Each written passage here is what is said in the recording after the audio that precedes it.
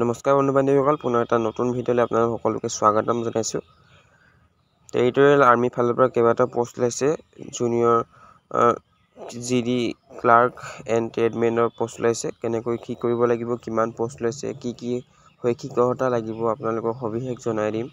ভিডিঅ'টো শেষলৈকে অকণো স্কিপ নকৰাকৈ চাই থাকিব, তেতিয়াহে আপোনালোকে ভালকৈ বুজি পাব। টেৰিটৰিয়েল আৰ্মি ফালৰ পৰা পোষ্ট কেইটা ওলাইছে। Soldier clerk, soldier GD and soldier ট্ৰেডমেনৰ পোষ্ট ওলাইছে। 1 নম্বৰ পোষ্টটো হ'ল চলজাৰ জিডি। পোষ্ট ওলাইছে 165টা পোষ্ট আৰু এডুকেশ্যনেল কোৱালিফিকেশ্যন বা শৈক্ষিক অৰ্হতাটো আপোনালোকক বিচাৰিছে ক্লাছ 10 পাছ কৰা হ'ব লাগিব, মানে মেট্ৰিক পাছ কৰা হ'ব লাগিব। 45% মাৰ্কছ থাকিলে হ'ব, 45%। আৰু প্ৰত্যেক ছাবজেক্টত 33% মাৰ্কছ থাকিব লাগিব, মানে 33 নম্বৰ প্ৰত্যেকটো ছাবজেক্টতে পোৱা হ'ব লাগিব। আৰু 45% পাৰ্চেণ্টেজৰ সৈতে আপোনালোকে 10 পাছ কৰা হ'ব লাগিব। আৰু চলজাৰ ক্লাৰ্কৰ পোষ্টটোৰ কাৰণে আপোনালোকৰ পোষ্ট ওলাইছে 4টা পোষ্ট আৰু এডুকেশ্যনেল কোৱালিফিকেশ্যন বা শৈক্ষিক অৰ্হতা লাগিব আপোনালোকক। Housekeeper and mess keeper পদটোৰ কাৰণে আপোনালোকক ক্লাছ 8 পাছ কৰা হ'ব লাগিব। 8 পাছ কৰা হ'লে হৈ গ'ল। মিনিমাম 33% মাৰ্কছৰ প্ৰত্যেক ছাবজেক্টত পাব লাগিব। আৰু অৰ্ডাৰ ষ্টেটমেণ্টৰ পোষ্টটোৰ কাৰণে আপোনালোকক মিনিমাম 10 পাছ কৰা হ'ব লাগিব। 33% প্ৰত্যেক ছাবজেক্টত পোৱা হ'ব লাগিব।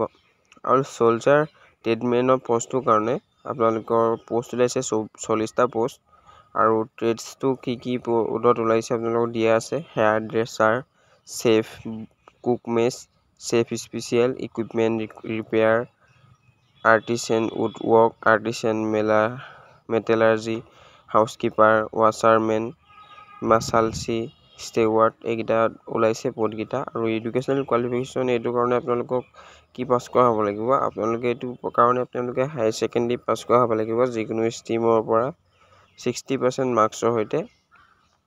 আৰু মিনিমাম 50% ইন ইচ ছাবজেক্ট, মানে প্ৰত্যেকটো ছাবজেক্টত আপোনালোকে 50 নম্বৰ থাকিবই লাগিব। আৰু ইংলিছত 50% মাৰ্কছ থাকিব লাগিব।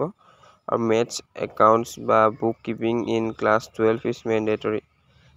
মেথছ বা একাউণ্টছ বা বুক কিপিং এই ছাবজেক্টকেইটা যিকোনো এটা থাকিব লাগিব। আৰু order criteria of territorial army requirement, বেলেগ কি ক্ৰাইটেৰিয়া আছে, আপোনালোকৰ এজ লিমিটটো আপোনালোকৰ 18 পৰা 42 বছৰৰ ভিতৰত হ'ব লাগিব। আৰু ফিজিকেল ষ্টেণ্ডাৰ্ডটো দিয়া আছে। হাইটটো আপোনালোকৰ 160 চেণ্টিমিটাৰ থাকিব লাগিব। আৰু মিনিমাম ৱেইটটো আপোনালোকৰ থাকিব লাগিব 50 কেজি মিনিমাম ৱেইট হ'বই লাগিব। আৰু চেষ্টটো আপোনালোকক বিচাৰিছে 82 চেণ্টিমিটাৰ আৰু 77 চেণ্টিমিটাৰ আনএক্সপেণ্ডেড, মানে ফুলাই পিনে 82 চেণ্টিমিটাৰ হ'ব লাগিব। নুফুলাকৈ 70 চেণ্টিমিটাৰ থাকিলে হৈ যাব।